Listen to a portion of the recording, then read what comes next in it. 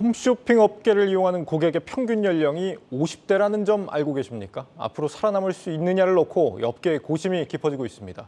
유통산업부 전유성 기자 나와 있습니다. 정 기자, 이 홈쇼핑 업계 고령화 현상이 심각하다고요? 네, 맞습니다. 홈쇼핑이 처음 방송을 시작한 게 1995년이거든요. 네. 그러니까 30년 가까운 시간이 이제 서비스를 한 겁니다. 홈쇼핑을 이용하는 고객도 함께 나이가 들고 있습니다. 업체별로 편차가 있긴 하지만 50대 이상이 주 고객인 건 모두 마찬가지인데요. 고객 평균 연령은 현대홈쇼핑이 53.8세, 그리고 농수산물을 주로 판매하는 NS홈쇼핑은 57세에 달하는 상황입니다. 아직까지는 그래도 소비 여력이 있는 계층이라고 볼 수 있지만 네. 5년, 10년 뒤까지 이런 고령화 현상이 이어진다면 실버 세대에 편입되기 때문에 소비력이 급감할 수도 있다는 지적이 나오는 겁니다. 젊은 층이 요즘 TV를 잘 안 보기는 하죠. 많이 빠져나간 겁니까? 얼마나 빠져나간 겁니까? 네, 먼저 홈쇼핑 한 업체의 자료를 입수했는데요. 네. 고객 데이터를 한번 보겠습니다. 이 자료를 보면 2012년에 비해서 30대 이하 고객층이 크게 빠졌습니다. 30%에서 13%까지 내려갔고요. 많이 빠졌네요. 반면 40대도 빠졌고 네. 50대 이상 고객 비율은 크게 늘었습니다. 25%가 늘면서 전체의 과반 이상을 차지하게 된 거죠. 스마트폰과 모바일 쇼핑이 본격적으로 성장한 2010년대를 거치면서 TV 홈쇼핑 고객의 고령화 현상이 급격해진 겁니다. 여기에 코로나를 거치면서 고령층의 온라인 소비가 대폭 늘었거든요. 이런 점도 TV 홈쇼핑 업체들로서는 되게 악재인 겁니다. 한 카드사 조사에 따르면 코로나 이전과 비교해서 50대의 온라인 소비는 110% 늘었고요. 60대 이상은 142%나 늘었습니다. 뭐 네. 전체 파이에서 5, 60대가 차지하는 비율 자체는 적겠지만 5, 60대가 그래도 대거 온라인 소비로 이제 돌아서고 있다는 거죠. 고객층이 고령화되는 것도 문제인데 그들마저 이제 이커머스로 넘어갈 조짐이 보이니까 TV 홈쇼핑 업체들로서는 부담이 더 커진 셈입니다. 이와 관련해서 시민들의 목소리 들어봤습니다. 친근하지 않은 것 같고 TV를 이제는 많이 안 보니까 홈쇼핑을 접하게 될 계기가 사실 많이 없는 것 같아요. 홈쇼핑보다 저는 쿠팡을 좀 많이 이용하는 편이에요. 가격 비교도 좀 할 수 있고요. 일단은 배송이라든지 그런 면에서 좀 편리하고. 50대 이상이 구매력은 좋은데 소비 성향이 젊은 층만큼 그렇게 크지가 않아서 걱정을 할 만한 이슈인 건 맞는 것 같습니다. 그리고 여기에 더해서 지금 홈쇼핑 업체들 비용이 또 많이 늘고 있다라고 하는데 이건 무슨 얘기입니까? 사실 이건 좀 꾸준히 지적이 되어왔던 문제인데 네. 송출 수수료가 과다하다 이런 지적입니다. 홈쇼핑은 이제 TV에 있다 보니까 채널 번호를 부여받아서 사용을 하잖아요. 8번, 10번 이런 식으로 지상파 채널 사이에도 있기도 하고요. 이렇게 채널을 부여받아서 사용하는 대가가 송출 수수료입니다. 이 채널 사용료 같은 거죠. 그래서 상업시설로 따지면은 건물주에게 세 들어있는 뭐 커피숍의 월세, 임대료 이런 개념입니다. 네. 문제는 이 송출 수수료가 되게 가파르게 오르고 있다는 겁니다. 10년 전 데이터부터 비교를 해보면은 과거 2012년만 해도 8,600억 정도밖에 지출을 안 했거든요. 근데 이게 10년이 지나면서 지난해에는 1조 8천억 원까지 올랐습니다. 이렇게 채널 수수료가 올라가면은 매출액도 늘었어야지 맞는 건데 반면 홈쇼핑의 상품 판매액은 수년째 9조 원대에 머물고 있습니다. 이를 통해서 얻은 수수료, 그러니까 방송 매출액은 3조 2천억 원 수준에서 역주행을 한 결과 3조 원대까지 내려왔고요. 홈쇼핑 채널은 상품을 하나 팔 때마다 30% 정도의 마진을 남깁니다. 이게 결코 낮지 않은 마진율이거든요. 예. 하지만 채널 사용료가 계속 오르다 보니까 마진의 3분의 1을 채널 사용료로만 내는 구조가 돼버렸습니다. TV를 통한 상품 판매는 뭐 비슷한 평년 대비 비슷한 수준인데 채널을 사용하는 비용만 높아지다 보니 홈쇼핑 수익성은 떨어지게 되는 겁니다.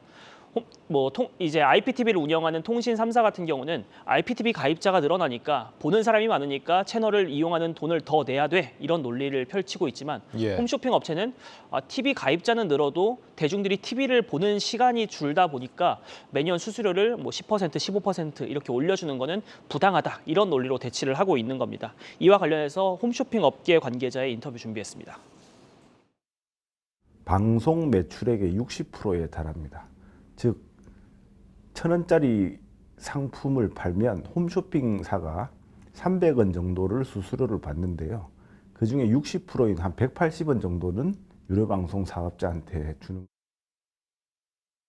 네, 정 기자 설명을 듣고 보면 홈쇼핑 업계가 지금 사양길로 접어든 게 아닌가 이런 생각도 드는데 본인들도 지금 상황을 잘 알 거 아닙니까? 어떻게 좀 돌파구를 찾고 있습니까? 네, 사실 홈쇼핑 업계들이 참 묘한 상황인데 TV를 떠나야겠다 이렇게 움직임을 펼치고 있습니다. 예. TV에서 판매 중인 상품인데 이제 보통 홈쇼핑을 많이 이용해 보시는 분들은 아실 거예요. 전화로 주문하지 않고 앱에 와서 주문하세요, 혹은 홈페이지에서 주문하세요라고 하면은 10% 할인, 거기다가 적립금까지 이제 10% 얹어준다 이런 텐텐이라고 부르더라고요. 예. 이제 이런 판매 방식이 대표적이었는데 최근에는 이보다 더 공격적인 마케팅 전략을 펼치고 있습니다. 다른 홈쇼핑에는 없는 뭐 자체 제작 상품을 제작해서 판매한다거나 또 2030 세대를 노린 이제 TV를 넘어서 오프라인 쇼핑 공간까지 런칭을 하는 거죠. 이와 관련해서 김예원 기자가 홈쇼핑 업체들의 생존 전략을 취재했습니다. 서울의 한 백화점 팝업 스토어. 홈쇼핑이 운영하는 이 브랜드는 디퓨저나 향수 같은 향 전문 제품을 판매하고 있습니다. 핵심 고객층은 2030 세대로 론칭 3년 만에 누적 주문액 150억 원을 넘겼습니다. 그러한 MZ 고객들에 대한 니즈나 트렌드를 같이 반영함으로써 제품군들을 좀 확장을 하게 된다면 그게 매출이나 아니면 이런 특정 플랫폼에 대한 인기, 인지도에는 좀 영향을 미칠 수 있지 않을까. 최근 홈쇼핑 업체는 단독 라이선스, 자체 기획 브랜드 운영에 열을 올리고 있습니다. 대표 홈쇼핑 업체 4개사 평균 15개의 단독 자체 브랜드를 운영 중이고 상품 수와 물량도 꾸준히 늘려가는 추세입니다.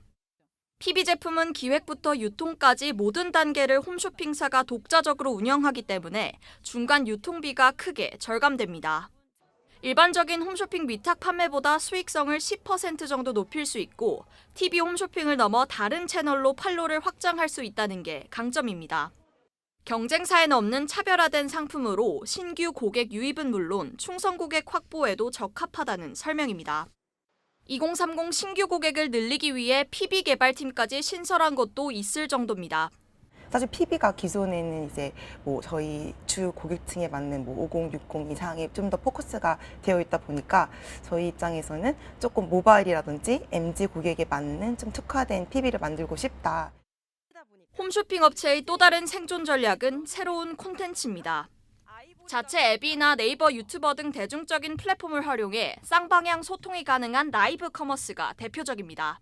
방송을 해보면은 보통 이제 20, 30대 고객분들이 이제 과반수 정도가 되세요. 재미있는 요소, 그리고 이제 빠르게 할 수 있는 부분, 중요한 정보들을 좀 압축적으로 설명할 수 있는 그런 유튜브 컨텐츠에 대해서 좀 반응률이 굉장히 높고요. 쇼 호스트가 나와서 상품을 소개하는 기존의 TV 홈쇼핑 진행에서 벗어나 젊은 층이 선호하는 포맷을 선보이기도 합니다. 실제 현대 홈쇼핑은 세로형 쇼폼, 브이로그, 먹방 등을 판매 방식에 적용해 평균 구매 연령을 크게 낮췄습니다. 자체 캐릭터를 활용해 콘텐츠 지적재산권을 육성하며 신사업을 추진하는 곳도 있습니다. 롯데홈쇼핑이 개발한 캐릭터 벨리곰, 가상인간 루시가 대표적인데 고유 IP를 활용한 굿즈 판매와 광고 수익으로 이어지고 있습니다. 향후 롯데홈쇼핑은 애니메이션 제작, 게임 개발 등 캐릭터를 활용한 다양한 사업 확대도 추진한다는 계획입니다. 한국경제TV 김연입니다.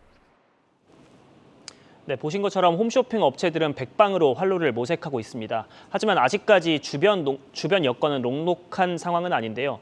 대표적인 게 통신 3사의 케이블 사업자 인수입니다.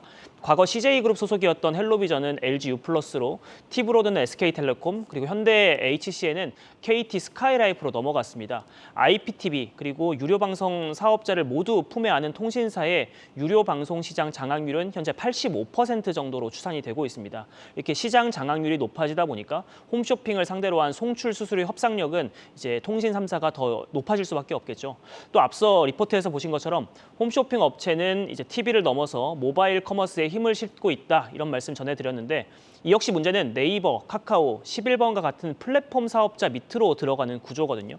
지금은 수수료 부담이 높지 않지만 언젠가 이제 IPTV를 넘어서 모바일 커머스에서 이제 매출액이 많이 나올 경우 플랫폼 기업들이 언제 또 수수료를 높일지 모르거든요. 송출 수수료 부담에 IPTV를 떠나고 있지만 결과적으로 현재 통신 3사의 위치를 플랫폼 기업이 대체할 수도 있는 상황이 될 수 있다는 겁니다. 결국 홈쇼핑 업체들로서는 자체 PB 상품을 통한 수익성 개선, 그리고 어떻게 하면 홈쇼핑 앱이나 홈페이지로 고객을 이끌지 여부가 업계에 남겨진 숙제라고 하겠습니다. 네, 홈쇼핑 업계 얘기를 듣다 보니까 남 얘기 같지가 않은 것 같습니다. 전효성 기자였습니다.